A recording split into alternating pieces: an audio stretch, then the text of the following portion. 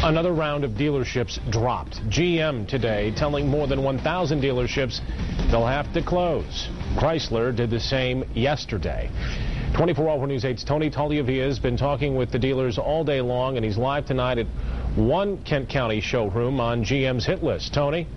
Good evening, Brian. There are a couple of key distinctions between what GM is talking about today and what Chrysler talked about yesterday. First of all, GM is talking about terminations going out to October 2010, so we're not necessarily talking about immediate closures. But the other thing is that Chrysler put out a list, a public list of the dealerships that are affected. General Motors did not do that. We spent the day calling around to dealerships, trying to get an understanding of which ones are on this list. One of them we found is Fox Motors, Buick Pontiac GMC, here in Alpine Township along Alpine Avenue at 7 Mile Road. President and CEO of Fox Motor Group, Dan DeVos, told us this dealership did get one of those letters from General Motors.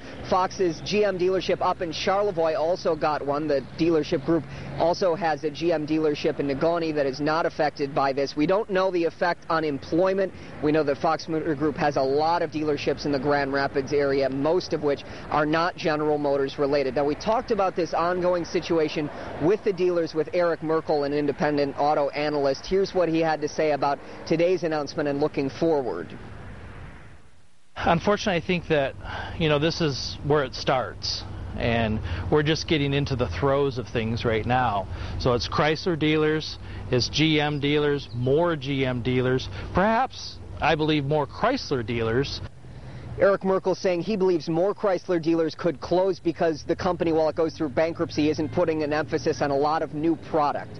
We will continue to follow the situation. Live in Kent County, Tony Tagliavia, 24-Hour News 8. Tony, thank you. Yesterday, Chrysler announced it was cutting nearly 800 dealerships, including 9 here in West Michigan.